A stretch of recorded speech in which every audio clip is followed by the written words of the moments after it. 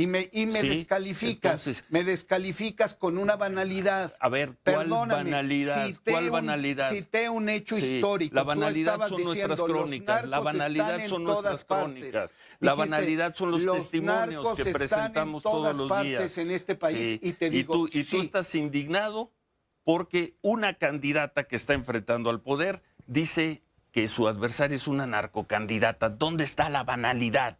Explícamela en términos de una metodología elemental de análisis. La banalidad, ¿Dónde está la en banalidad? tu forma de discutir, Sí. estás diciendo, el narco está en todas partes, y te digo, No sí. dije en todas partes, dije en amplias zonas del territorio. Y te dije, sí, y empiezo a decir, Sí, y como es lo mismo estuvo de siempre. No importa si lo que yo digo ocurre una hoy. cosa, es lo No mismo importa. Es que es lo mismo llevamos de 2 siempre. años escuchándote. Y la gente sigue sufriendo y tú no sigues hablando Y de la entonces Dirección no hay que Federal de entender de Seguridad. dónde vienen las cosas. Ya lo dijiste Y hay 1000 que- veces. Pues sí, Estamos porque en un no lo programa. aceptas. Yo no tengo, ¿yo por qué lo Porque tengo que no aceptar? aceptas ¿Y cuál que es la la importancia historia que yo lo y que acepte los o no? procesos Yo no estoy históricos polemizando determinan el contigo. presente. Yo no tengo que aceptar o no aceptar. Yo lo único que te digo Pero es, desacreditas los argumentos. yo no te desacredito, ni te he desacreditado. Hablas del narco. Ante los hechos hoy, me sigues diciendo que la Dirección Federal de Seguridad y García Luna, y mientras tanto ¿Cómo vamos a siguen entender extorsionando? este proceso? Ya, bueno, sale. ¿Cómo vamos Está a bien. entender el proceso, No, hoy- el fortalecimiento hoy no hay y el razón. surgimiento del Muy crimen organizado si Muy no bien. entendemos la corrupción de Muy fondo? bien, muy bien. ¿Cómo lo vamos a Muy entender? bien. Según tú no. Según yo, ¿qué? Según tú yo, esto no ¿qué? existe. Según tú Yo dices no el dije narco que no y te digo, existe. Yo es lo que tan te grave digo- el problema yo lo que te del digo narco es, que ve surgió la en los sótanos del ve la Estado situación mexicano. en la que está este Sí, país ¿por qué? cuando ya se va López Obrador. ¿Y por En la qué peor está así situación este país? no lo sé, Pigmenio. Bueno, yo pues, no me dedico a eso. Yo no me dedico pues a el eso. periodismo es contexto. Es contexto El y lo periodismo damos. es contexto, y lo damos. el contexto, Pero yo el no soy. periodismo es historia. Bueno, ahí la dejo. Sale. Hoy creo que no vamos a coincidir en nada. Podemos. Querido Ricardo Sevilla, te saludo con mucho gusto, el escritor y periodista Ricardo Sevilla. Es verdad eso, el periodismo es contexto, y por supuesto que Ciro Gómez Leiva tendría que responder y tendría que pues dar cabida al planteamiento de un Epigmenio Ibarra que le habla sobre las chingaderas en las que incurrieron los amigos de Ciro Gómez Leiva, Felipe Calderón y el narcotraficante Genaro García Luna, al abrir las puertas del infierno para todos los mexicanos con una supuesta guerra que luego se demostró, ese sí era un verdadero narcogobierno. Te lo pregunto a ti, querido Ricardo Sevilla, tú sí eres periodista, no como pues esos que defienden a los malandros y que no tienen pero ni una pizca de contexto. ¿Cómo estás, querido Ricardo? Estoy muy bien, mi querido Toño, público memorioso. Fíjate que yo sostengo, voy a decirlo de esta manera, comercio intelectual con Epigmenio Ibarra, nos escribimos muy seguido, yo tengo un gran respeto por Epigmenio. Hay una diferencia, honda diferencia entre Ciro Gómez Leiva, que lo vemos aquí carcomiéndose de frustración porque no encuentra los argumentos, se le quiebra la voz, abandona la discusión. Una discusión, Ciro, es con las ideas, no con las personas. Estás completamente irritado y estás irritable. Se entiende. Epigmenio es un periodista hecho y derecho, documentalista, narrador, libretista, guionista, productor, director. Tú, Ciro Gómez Leiva, perdóname, estudiaste en la Universidad Iberoamericana, saliste de ahí y te dieron un hueso ahí en los medios de comunicación corporativos, trabajabas en la revista Contenido, después te fuiste al periódico Reforma y ahí seguiste tu ruta siempre en la derecha cuando vivías ahí en la calle de Zaragoza en Coyoacán. ¿Te acuerdas? Ya no te acuerdas cuando tenías esa barba hirsuta, Ciro, y que aspirabas a ser un intelectual. Ya esas aspiraciones quedaron en el fondo del océano de la democracia, del periodismo. Recuerdo cuando ibas muy entusiasmado también al Paseo de las Facultades, caminabas por ahí, yo llegué a caminar con Ciro Gómez Leiva, ¿Te acuerdas, Ciro? ¿No te acuerdas, como diría la novela de José Emilio Pacheco, Las batallas en el desierto? ¿Qué año era aquel? ¿Me acuerdo o no me acuerdo? No se acuerda Ciro Gómez Leiva porque es de mente corta, de mente frágil. Cuando iba muy entusiasmado a tratar de conversar con el ahora presidente López Obrador, con quien tuvo en algún momento y ahora lo va a negar una amistad.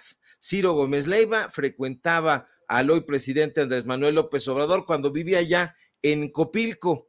Ahí en varias ocasiones se sentó Ciro Gómez Leiva en el parque que está atrás de donde se encuentra ese departamento. Ciro tenía otras ideas, otras intenciones, pero ya lo diría Francisco de Quevedo, que está allá atrás en ese librero. Poderoso caballero es don dinero, y Ciro Gómez Leiva, mi querido Toño, público memorioso, cayó víctima de las garras del dinero. No quiso abandonar el dinero, quiso mejor abandonar los sueños, y ahí están, como decía también un gran pensador del Renacimiento, tú lo conoces perfectamente, el sueño de la razón también produce monstruos. Y ahí está, las pesadillas de Ciro Gómez Leiva se convierten en realidad. Ya no lee, ya no estudia, ya no confronta. El personaje que había sido en algún momento aspirante a un buen periodista se ha quedado en un presentador de noticias, en un desinformador,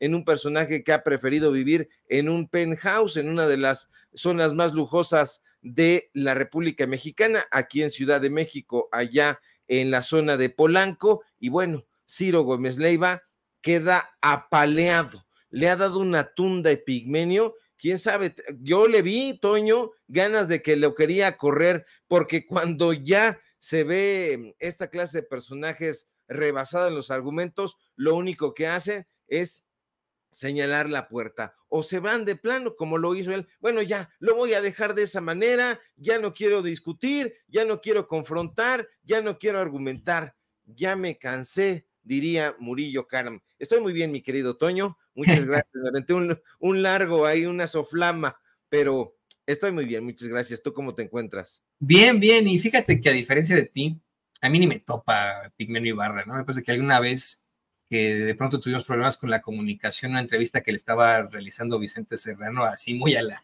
Anabel Hernández, casi que yo sé tú quién eres, ¿no? Pero que no me importa, ¿no? Que bueno.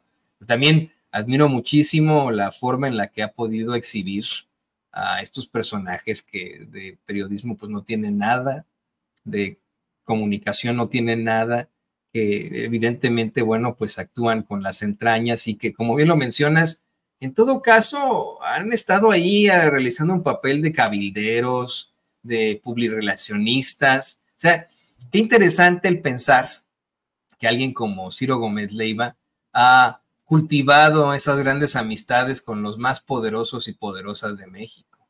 Que hoy los defienda como malandros, que defienda a alguien como Felipe Calderón, como Ciro Gómez Leiva, que en su momento haya defendido a Emilio Lozoya Austin, con el que vio un partido del Mundial, al calor de unos tragos, de unas chelas, ¿no? Como lo hacemos los amigos.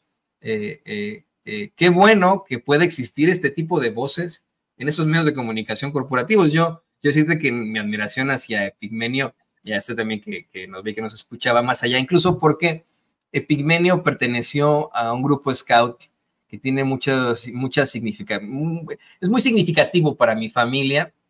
Uno de los miembros de mi familia que estuvo también en ese grupo scout, que fue compañero de su hermano, el grupo Scout 6, que en aquel entonces se desarrollaba en Sadi Carnot, ahí en la colonia San Rafael, hace muchos años. Y él, imagínate, ¿no? Desde pequeño mostró pues grandes habilidades en cuanto al humanismo. La mayor insignia para los lobatos es el lobo rampante, como para los scouts, los boy scouts, bueno, que son scouts, es el caballero scout en México, caballero águila y caballero jaguar, y acá en Estados Unidos el Eagle Scout. Pero en cuanto a los lobatos, la mayor insignia, después de haber pasado todas las pruebas en los lobatos, es el lobo rampante. Y el primer pues lobato en conseguirlo en la historia de todo ese grupo fue Pigmenio Ibarra hace ya muchas décadas. Entonces, bueno, pues ahí va muchísimas circunstancias interesantes en la personalidad de este señor, que pues también se ha enfrentado a una crítica terrible, a un acoso espantoso en su vida privada, y bueno, pues hoy se lleva las palmas, se lleva esta encomienda de muchos al haber hecho rabiar y casi llorar al defensor de los malandros, querido Ricardo. Pero pues, ¿qué te parece que hablamos de otros malandros y vamos ahora a la entrevista, a la investigación especial? Le pido al equipo que nos grabe para pues analizar esta tu investigación especial sin censura, que bueno, pues vuelve a exhibir una amenaza para el pueblo de Morelos, una mujer que de alguna otra forma ha chapulineado entre los cargos, que ha estado en el PRD, en Morena, ahora se identifica más con el PRI, y que pues lo único que busca es ese poder, que se ha visto envuelta en una serie de escándalos, que en su momento fue conocida como Lady Pistolas, por su prepotencia, luego de que la detuvieran unos policías a quienes sus guaruras les habría sacado pistolas, ¿no? Por ejemplo, armas de fuego. Alguien que responde de muy mala gana siempre a los corresponsales con mucha agresividad, y que hoy se ha visto envuelta en un escándalo debido a al actuar deleznable de sus más cercanos colaboradores, hombres que han sido exhibidos y denunciados penalmente por sus exparejas como violentadores de mujeres. Pero, ¿quién soy yo para hablar de esto? El micrófono es tuyo, querido Ricardo. Muchísimas gracias, querido Toño, público memorioso. Vamos a hablar sobre la investigación especial que el día de hoy pues nos ocupa aquí en Sin Censura. Al ratito le platico sobre el caballero águila y el caballero jaguar, qué tema tan interesante, mi querido Toño, pero vamos a hacer una crítica a fondo sobre lo que actualmente está sucediendo en Morelos. Es necesario, Toño, y es que actualmente se está llevando a cabo, usted lo sabe muy bien, un proceso electoral muy importante en ese estado. El domingo 2 de junio, como usted también lo sabe, los morelenses, las morelenses tendrán una cita muy importante con la democracia. El proceso, y no se ha hablado con datos duros, es sumamente relevante, Toño, porque se renovará la gubernatura, 20 diputaciones y 36 ayuntamientos. Allá, Morena, usted lo sabe, está contendiendo con Margarita González Saravia, quien tuvo, hay que decirle, una gestión intachable en su último cargo cuando estuvo aquí en Ciudad de México al frente de la Lotería Nacional para la Asistencia Pública de octubre de 2020 a julio de 2023.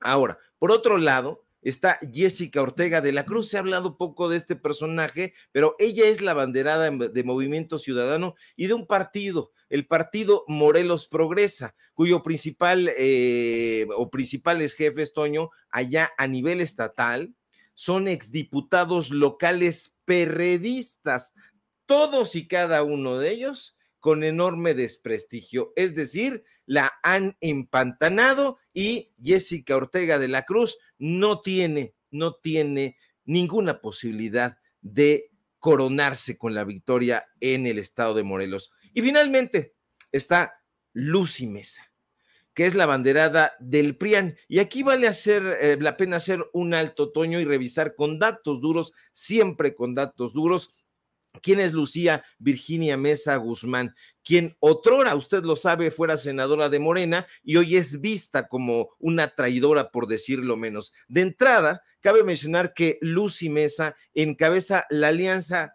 Dignidad y Seguridad por Morelos, Vamos Todos, así se llama, la cual, como le digo, está integrada por los partidos PRI, PAN, PRD, esencialmente a ella. Lo curioso es que Lucía Mesa, Toño, que en las últimas semanas ha protagonizado diversos escándalos relacionados con algunos de sus colaboradores más cercanos, pues desde hace tiempo ha decidido rodearse de exfuncionarios públicos quienes enfrentan denuncias. Es muy importante saber con quién te juntas, porque dice el dicho y dice bien, dime con quién andas y te diré quién eres. Y es que varios de los colaboradores de Lucía Mesa, pues se les ha señalado, han sido señalados por tener supuestos vínculos con el crimen organizado, con el lavado de dinero, por nepotismo, por intervenir en los procesos electorales y más reciente, ya lo sabe usted, por violencia de género e incluso por agresiones sexuales.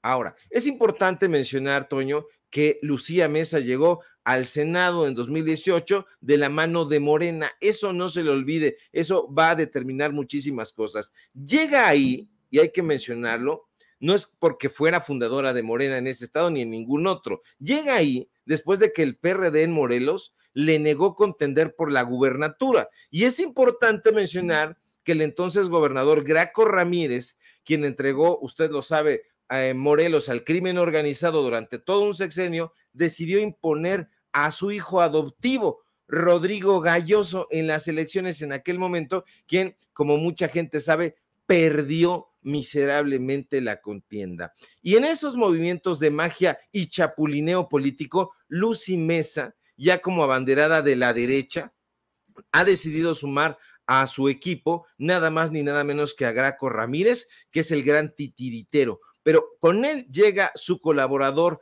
Armando Sanders, Rodrigo Galloso, Sergio Estrada, que es el exgobernador de Morelos, por cierto, y el exfiscal del estado, nada más ni nada menos que Uriel Carmona, quien usted sabe fue detenido por un breve tiempo, pero estuvo detenido. Todos estos personajes, Toño, por decirlo menos, son polémicos. De entrada, el perredista Graco Ramírez no es que haya sido investigado por la Fiscalía General de la República, no, es actualmente investigado y lo es desde 2021. Ojalá que la Fiscalía General de la República le metiera el acelerador, pero la veo difícil. Desde 2021 fue señalado por presuntos delitos de defraudación fiscal, delincuencia organizada y operación con recursos de procedencia ilícita. A Lucy Mesa no le importó, público memorioso, que Graco Ramírez, con quien trabajó su esposo, y ya lo mencionamos aquí en su momento, acumulara en la Fiscalía Anticorrupción nada más ni nada menos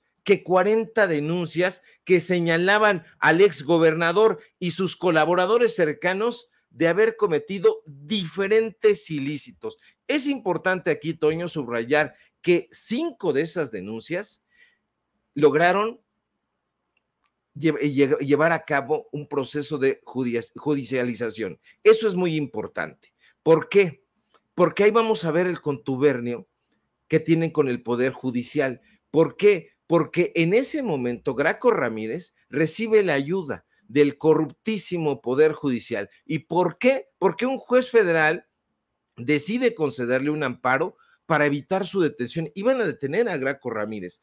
Ahora, Graco está ahí, detrás de Lucy Mesa. Ahora bien, ahora mal, entre los principales colaboradores de Graco Ramírez y que ahora son operadores de Lucy Mesa, se encuentra este sujeto que le platico, Armando Sanders, quien se desempeñó nada más ni nada menos que como tesorero del estado de Morelos, es decir, del dinero. Y da la casualidad de que este mismo año, a finales de marzo, la Fiscalía Especializada de Combate a la Corrupción en Morelos emitió un proceso contra Sanders por el desvío de recursos públicos destinados a ayudas sociales, pero que terminaron pagando millones de pesos a empresas papeleras que nunca fueron entregados. Nunca, materiales de oficina que nunca aparecieron. Y bueno, exactamente, Toño, la misma estrategia que fue utilizada en la tesorería justo durante la gestión de Armando Sanders para realizar pagos a supuestos conciertos que se llevaron a cabo en Morelos, pero que cuando uno solicita la información vía transparencia, pues resulta que nos dicen que nunca fueron presupuestados. Pero Lucy Mesa, Toño, no solo reclutó a este par de personajes corruptos y polémicos, no, otro exgobernador que Lucy Mesa decide sumar a su equipo de campaña y hoy puede andar renegando de él o simple y sencillamente callándose, fue nada más y nada menos que Sergio Estrada. Y la gente que nos ve en Morelos y la gente que está informándose con datos duros sabe perfectamente quién es este sujeto, un personaje que durante su gobierno habría pagado más de 420 millones de pesos en campañas. ¿Qué tipo de campañas? Campañas para limpiar su imagen, para aliviar la percepción de su imagen en el Estado. 420 millones de pesos del erario para que lo vieran bonito, para pagarle a los chayoteros y dijeran que este tipo es lo mejor de lo mejor. Este personaje, Toño, que por cierto es de extracción panista, enfrentó en su momento un juicio político por tener supuestamente nexos con el crimen organizado a través de su excoordinador de policía, con el que habría incluso dado protección a líderes del crimen organizado como Juan José Esparragosa, alias El Azul, y quien, usted sabe, ha sido señalado como uno de los líderes del cártel de Sinaloa. Pero Toño, Sergio Estrada, que ahora es operador de Luz y Mesa tras bambalinas, también fue investigado por el uso de $2 millones por la renta de un helicóptero para uso personal en visita a sus novias, a sus parejas. Una de ellas, la modelo Fernanda Alio, quien, por cierto, lo denunció por violencia de género. Pero no fue la única mujer que denunció a Sergio Estrada, Toño. Carla Carrillo Herbert, también exprometida de este personaje, lo denunció. Este sujeto está trabajando con Luz y Mesa. Ahí está esta información que está en redes sociales, la propia gente, las propias personas que este sujeto violentó, se encargaron de pedirle a las autoridades electorales, al Instituto Nacional Electoral, que al PAN, incluso al PAN, que no se le permitiera de ninguna manera a Sergio Estrada Cajigal registrarse a ningún cargo de elección popular. ¿Por qué? Por ser un violentador de mujeres.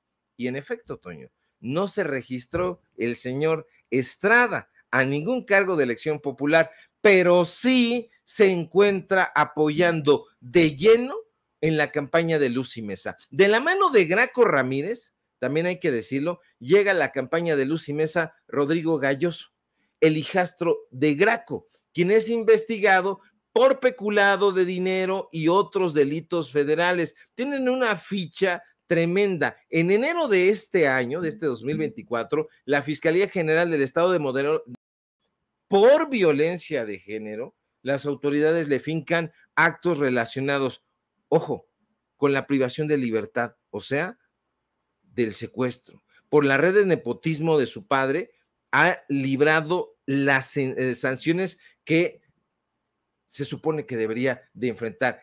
Estos son los personajes, Toño, que están alrededor de Luz y Mesa.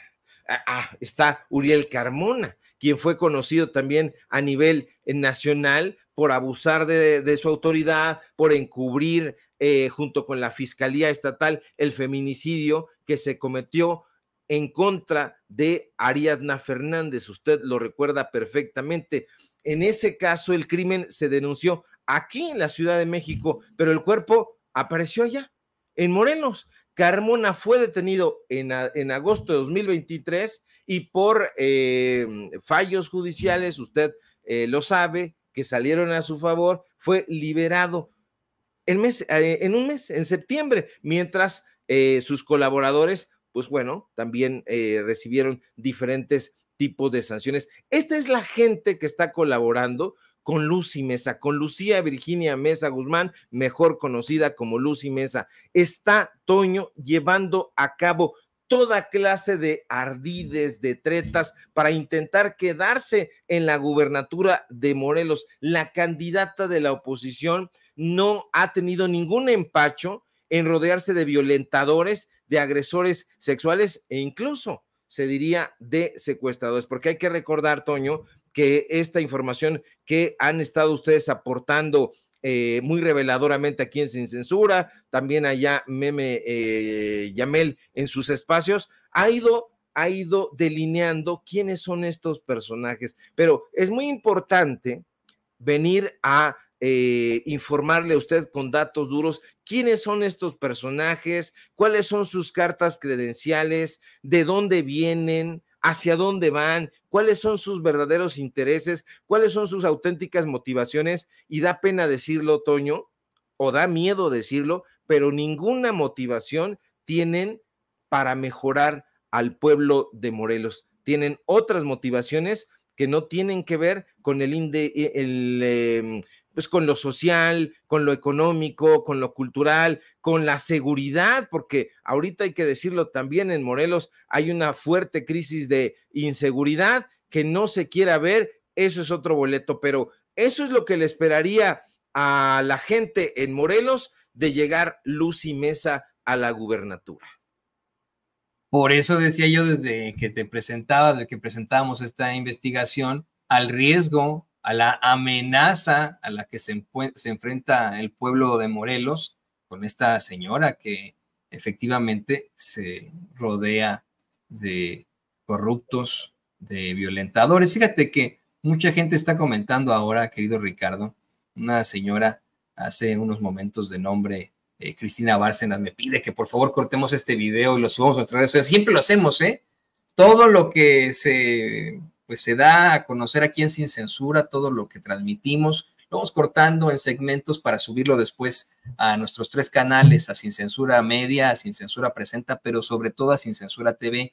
Querida Cristina Bárcenas, en un ratitito más, por favor, conéctese ahí a YouTube, ponga Sin Censura TV, métase al canal, va a haber una pestañita que dice videos, ahí va a aparecer esta investigación especial del queridísimo Ricardo Sevilla, que lleva el encabezado Lucy Mesa rodeada de corruptos y violentadores, exhibe Sevilla en su investigación especial Sin Censura para que no se la vaya a perder usted y la pueda mandar a sus familias. Nos dice que la subamos para que la pueda ella mandar a sus familiares ahí en Morelos y pues, la piense muy bien ese 2 de junio ante las que se pueden enfrentar con alguien como Lucy Mesa. Pero, querido Ricardo, le voy a pedir al equipo que nos grabe. Este espacio también es para cuestiones culturales y quién mejor que Ricardo Sevilla, el escritor y periodista. Hace rato te quedaste con la intención de hablar del caballero Águila y del caballero Jaguar, ¿no es cierto? Sí, mi querido Toño, me llamó mucho la atención porque yo ignoro todo sobre el asunto de los scouts, lo ignoro todo, nunca fui, yo iba a los parques y veía que estaban ahí pues unos niños y unas niñas disfrazados y como yo, bueno, yo los veía así, después supe que estaban uniformados, yo los veía disfrazados, estoy hablando de cómo lo percibía yo cuando era niño. Entonces, pues nosotros íbamos, la verdad es que nosotros sí tuvimos una infancia pues apretada, sí, francamente una infancia bastante apretada. Y yo tengo un hermano que solamente me lleva 1 año, entonces heredaba yo sus pantalones y sus zapatos. Le mando un saludo a mi hermano enorme porque somos grandes amigos y pues cómo no iba a ser, además de hermanos, crecimos prácticamente en la misma generación. Llegó un momento hasta que en el mismo salón estábamos y bueno, pues estábamos del mismo tamaño al principio, pero ya después yo me fui como haciendo más pues más panquecito, ¿no? Y ya no me quedaba la ropa y me quedaba apretada, entonces pues bueno, fue todo un show. Íbamos a esos parques y ahí veía yo a estos grupos de scouts, me llamaba mucho la atención las actividades que llevaban a cabo, ahí jalaban la cuerda, hacían un montón de cosas, pero no sabía yo del caballero Águila y el caballero Jaguar. Y me llama la atención porque también eran de los caballeros más importantes, más aguerridos, más bravíos y más reconocidos en el Imperio Mexica, eran justamente el caballero Águila y el caballero Jaguar. De hecho, los meros utilizaban una cabeza de águila, la tenían entre sus aperos, tenían el caballero Águila, tenía un águila en la cabeza que además él cazaba, y el caballero Jaguar evidentemente también tenía a su jaguar en la cabeza que ellos mismos cazaban. En fin, no sabía que Epigmenio Ibarra no sabía que existía eso en los scouts. Te digo que soy un ignorante en esos temas y en muchos otros tantos, pero no sabía eso y me llama la atención porque pues tiene que ver justamente con esa tradición, riquísima tradición, la de los mexicas, y eso lo cuenta, también anda por acá el libro de Alejandra Moreno Toscano, que hace un recorrido muy interesante en historia general de México. Primero fue de 4 tomos, después de 2 tomos, ahora es de 1 tomo, así gordote, cuando todavía hacían muy buenos libros en el Colegio de México. Hoy pues ya está por ahí José Antonio Crespo y están por ahí Sergio Aguayo y otros personajes ahí que ya sabemos que tergiversan la historia, pero se hacían muy buenos libros ahí en el Colegio de México. Y bueno, era una anécdota, mi querido Toño, francamente nada sin sustento. Y bueno, pues yo pido una disculpa por el dislate, pero me llamó la atención. Qué bueno que podemos platicar este tipo de temas. Fíjate que sí vale la pena plantear qué es el movimiento del escultismo, porque recientemente se ha enfrentado a muchas críticas debido a los casos de violencia sexual, de agresiones sexuales acá en Estados Unidos, al mismo tiempo que ellos, mira, acá los Boy Scouts of America, al mismo tiempo que rechazaban el ingreso de cualquier líder que pudiera identificarse con la comunidad LGTBI, más, al mismo tiempo se enfrentaban ellos a escándalos de abuso sexual de personajes que decían ser muy decentes y supuestamente, ¿no? Vale la pena mencionarlo también debido al imperialismo británico que representó en su momento Baden-Powell, que mejor conocido era así, Lord Baden-Powell of Gilwell, Lord Robert Stephenson Smith, Baden-Powell of Gilwell, este sujeto, bueno, pues es uno de los principales representantes del imperialismo británico que en su momento hizo cosas horrendas durante la época victoriana, ¿no? Hay que decirlo con todas sus letras, uno de los principales participantes de la batalla de los Boers en Sudáfrica, y tantas circunstancias que se le han, tantos crímenes a la humanidad que se le han achacado, pero tuvo una muy buena idea en la época victoriana, al ver pues las pandillas que existían en Inglaterra, decidió crear este movimiento de muchachos que se reunían en medio de la pobreza para pues hacer cosas buenas, para en lugar de hacer pandillas, dedicarse al campo, dedicarse a los campamentos. En un principio, en la Primera Guerra Mundial, los scouts fueron utilizados como mensajeros, no como un ejército de leva, sino como mensajeros, y de ahí se empezó a extender sobre la faz de la tierra.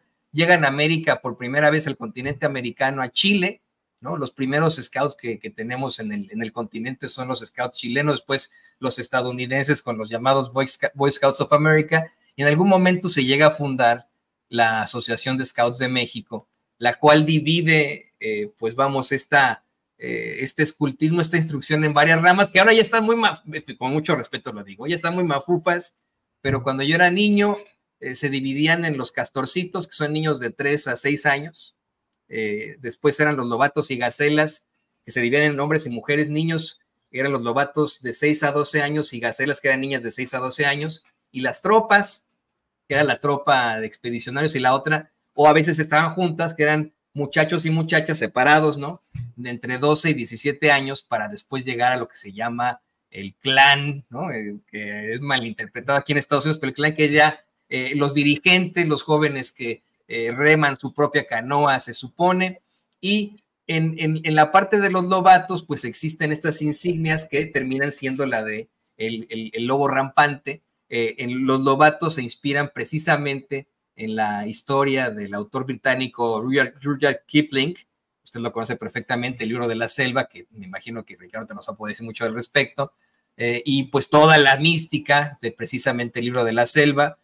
Trata sobre pues el paso de Mowgli para convertirse en un lobo, en el lobo rampante, antes de buscar integrarse a una sociedad humana, ya con Bagheera y con Balú. Pero antes de eso, bueno, pues es todo su paso por la manada de lobos, cuidado siempre por el gran Aquela y Rashka.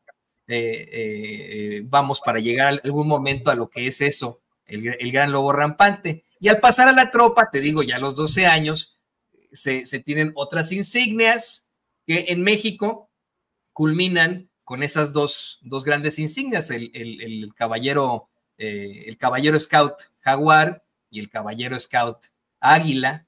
En Estados Unidos es otra insignia que abre puertas, ¿eh? Si alguien tiene aquí en Estados Unidos una insignia de Eagle Scout, que es el caballero, que es el Scout Águila, puede obtener un empleo casi en cualquier parte, ¿eh? Eso sí es un hecho, pero sí, hay una gran mística y muchas circunstancias muy, muy interesantes.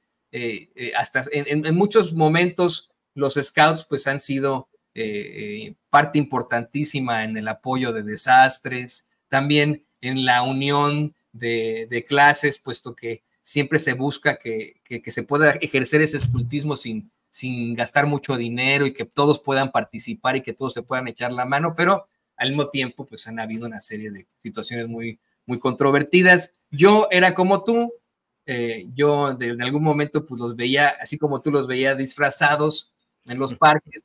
Yo tuve durante mucho tiempo un equipo de béisbol que quería mucho y con ellos nos íbamos a molestarlos al Parque de los Ciervos y nos perseguían ahí por todas partes con los bordones, así le llaman a los palos que traen las patrullas en los Scouts. Pero en una mala vez que después se convirtió en buena, tuve una circunstancia difícil en la secundaria a los 12 años y mis papás de castigo me llevaron a los Scouts diciendo, estos a los que tú molestas, ahora te vas a unir todos los Scouts como niño problema, y al contrario, me gustó muchísimo, creo que aportó muchísimo para mi vida, y pues bueno, el resto es historia, querido Ricardo. ¿Y cobraban, Toño? No cobran nada, cobran una especie de anualidad, como cualquier parte, para cuestiones de papeleo y etcétera, se cobra una anualidad para pues mantener, ¿no? al comité de vocales, ¿no? Como una asociación de padres de familia, y para los campamentos más bien existe el mismo guía de patrulla, junto con sus patrulleros, hacen un presupuesto de lo que van a necesitar para el campamento, ¿no? La leche, el queso para las quesadillas y etcétera, y entre todos hacen un presupuesto y entre todos van al supermercado o al mercado a comprar las cosas que se van a llevar al campamento. Si hay un campamento, no sé, ¿no? A otro estado, bueno, pues ese ya tiene otro costo por el transporte y etcétera, pero siempre se busca que sea de lo más austero, ¿no?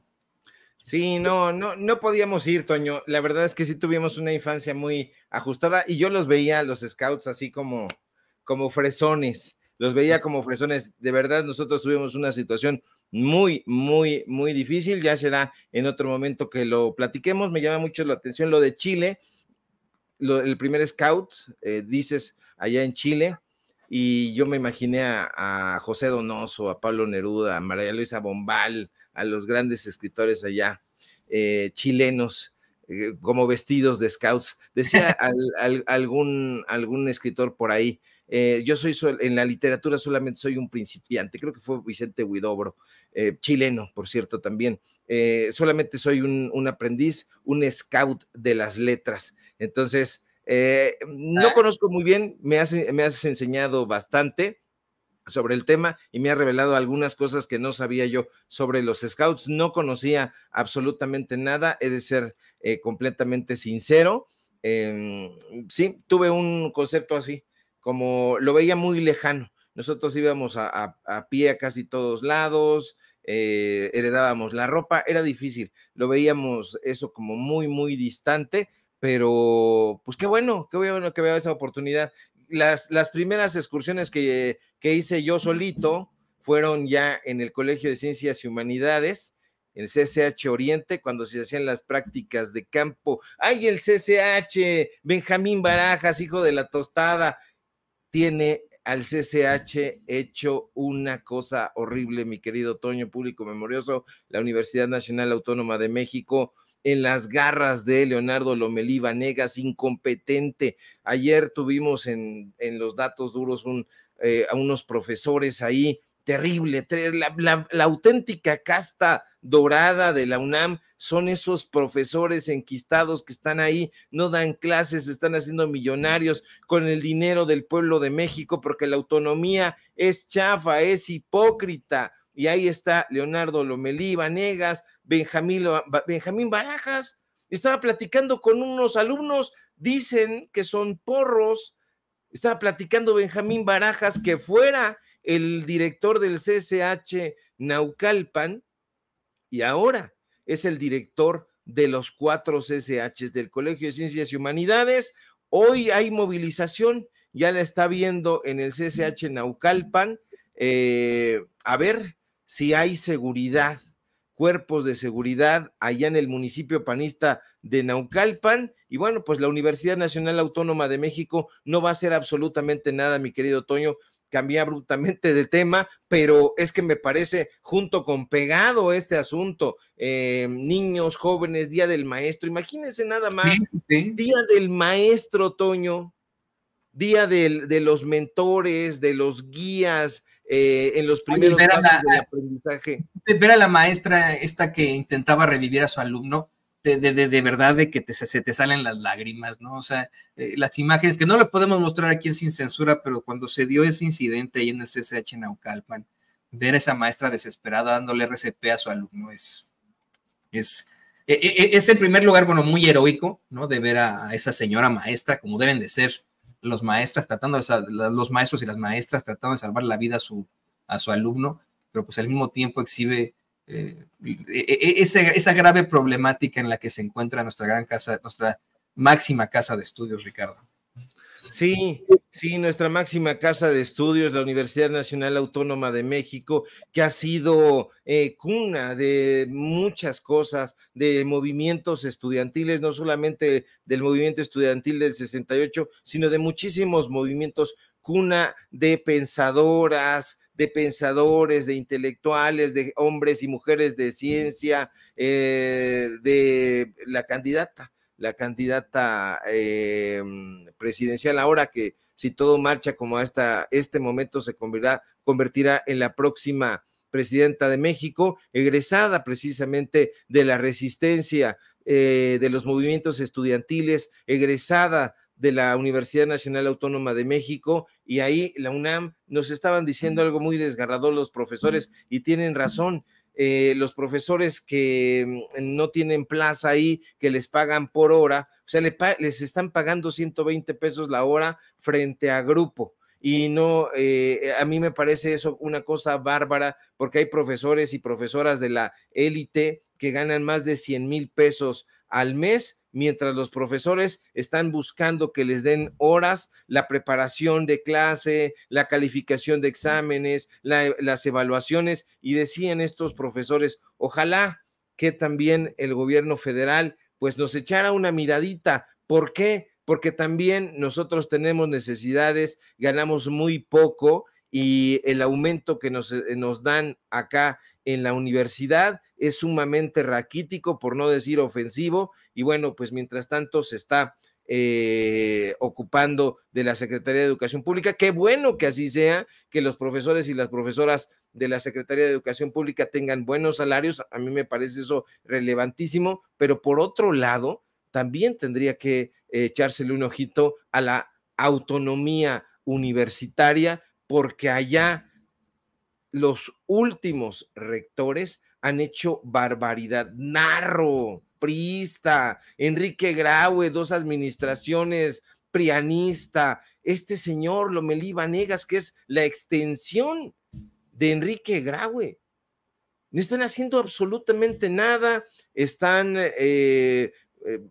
haciendo caso omiso ante todo. Nuevamente estamos ante esos personajes. Imagínense, es más fácil, se lo digo en serio, que usted pueda platicar con el presidente López Obrador. Es más fácil que Dalila no sé qué, se llama la corresponsal, no me acuerdo, Dalila Escobar, que Dalila Escobar se presente e increpa al presidente de la República, que Leonardo Lomelí, el rector de la UNAM, dé una declaración sobre lo que está haciendo ahí, porque este señor no habla para nada.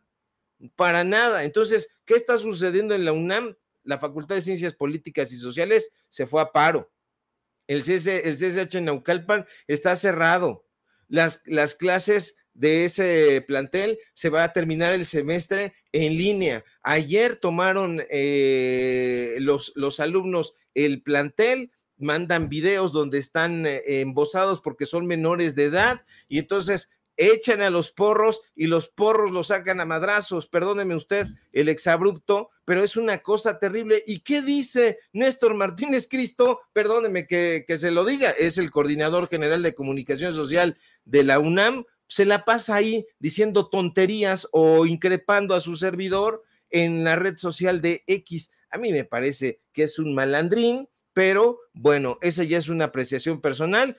Ahí están y le puedo mostrar a usted todas los requisitos de todas las peticiones de información que le hemos solicitado a la Universidad Nacional Autónoma de México, incluida la Coordinación General de Comunicación Social, y el señor ni nos fuma ni nos pela, pero no hagamos un tweet o un post viral, porque entonces el señor se enfada y nos